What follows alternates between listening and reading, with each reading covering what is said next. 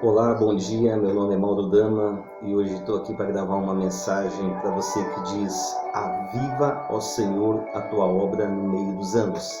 Essa palavra ela foi recitada pelo profeta Abacuque quando a nação de Judá estava passando por uma grande crise nacional.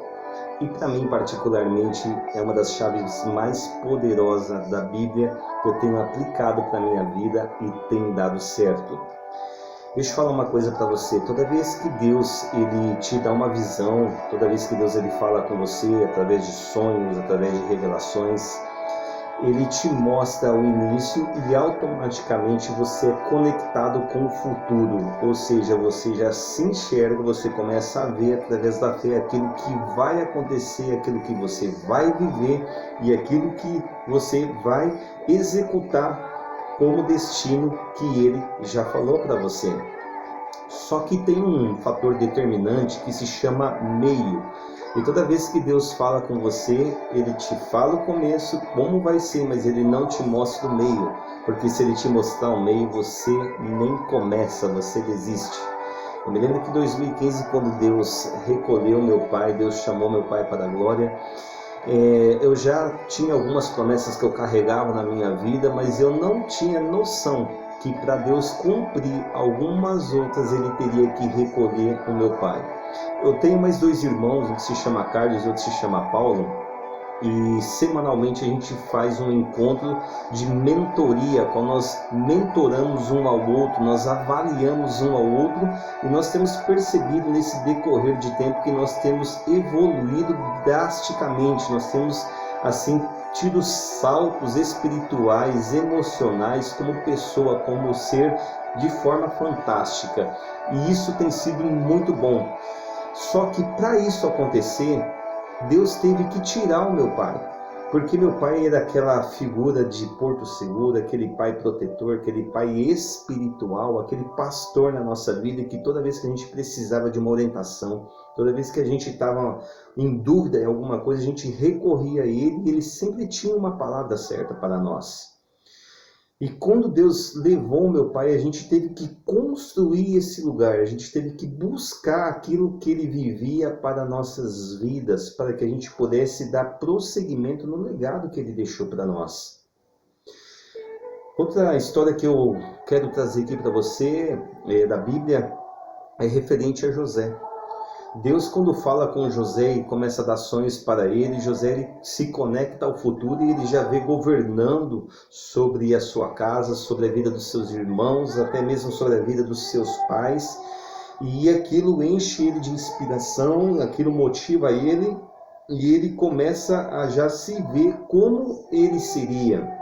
Só que Deus não falou para ele que para ele chegar a ser um governador do Egito, para ele chegar ao ponto de um dia ele estar servindo a sua casa, ele está sendo próspero, sendo conhecido no Egito e por todas as demais nações, ele iria ter que passar por alguns processos. E esse processo incluiria, primeiramente, ele ser invejado pelos irmãos dele. E essa inveja iria custar uma traição, onde os irmãos dele iriam jogar ele numa cisterna.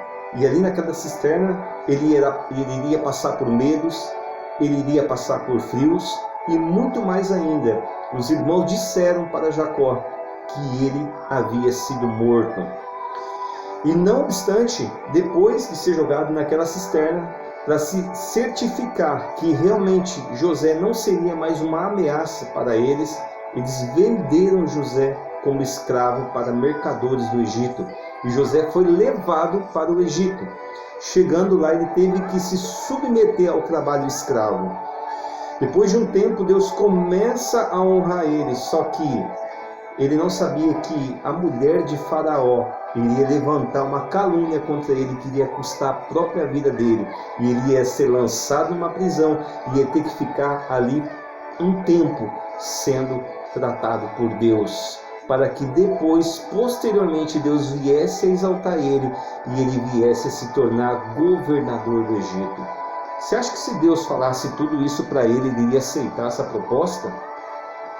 Você acha que para Deus cumprir algumas promessas na tua vida que ele já cumpriu e outras que estão em processo para que venha se cumprir. Você acha que você iria aceitar a proposta de Deus?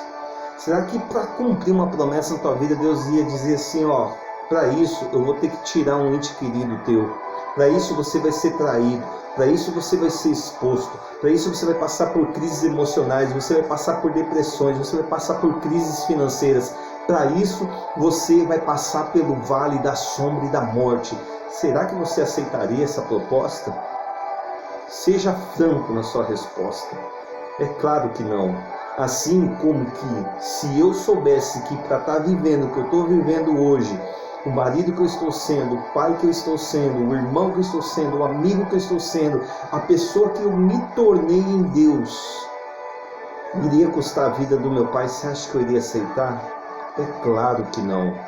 Por isso, Salomão ele diz que o fim é melhor do que o começo, só que o que vai determinar o fim é a forma como você vai passar o meio. E a forma como você vai passar o meio, você vai precisar de algo fundamental, que se chama fé. Porque a fé é a certeza daquilo que nós esperamos, é a certeza daquilo que eu tenho como certo que vai acontecer, porque eu recebi uma palavra de Deus lá no início. Eu estou passando por um deserto, eu estou passando por tempestades, eu estou passando por crises emocionais, eu estou passando por lutos, mas eu tenho uma palavra que eu recebi, e essa palavra ela está conectada diretamente com o fim das coisas, com aquilo que vai acontecer. E então eu me posiciono não por aquilo que eu estou vivendo agora, mas por aquilo que eu já sei que é certo. É a palavra que vai fazer você passar pelo meio, é a palavra que vai te movimentar. Não é a opinião de pessoas, não é sugestões, não são circunstâncias, não é o dinheiro, não é a saúde, não é nada que seja natural, mas é algo que está sendo construído por dentro, e isso dói, porque isso vai forjar o teu caráter, isso vai exigir renúncias, isso vai exigir mudança, isso vai exigir mudanças até mesmo de hábitos, de rotinas, para que você continue caminhando pela palavra e você não venha afundar quando as tempestades se levantarem, você não venha afundar quando as provações chegarem, você não venha se desesperar quando o luto bater na tua porta, você não venha entrar em crises quando você se sentir ou for traído por alguém. Tudo que você tem que fazer é pegar a palavra, guardar no teu coração e caminhar nela. Mesmo que você seja taxado de louco, mesmo que você seja taxado de perdedor, mesmo que você seja taxado de idiota, de burro, seja lá o que estejam falando de você, você tem uma palavra, e é nessa palavra que você vai caminhar. Mesmo que isso venha custar a tua própria vida, Deus ele vai estar contigo nesse processo, porque Ele mesmo prepara o cenário para que você venha viver e venha transbordar tudo aquilo que Ele tem para realizar em você e depois através de você. Que Deus te abençoe e que Ele venha avivar a obra no meio, porque se você se manter aceso no meio, com certeza você vai chegar até o final. Que Deus te abençoe em Cristo Jesus.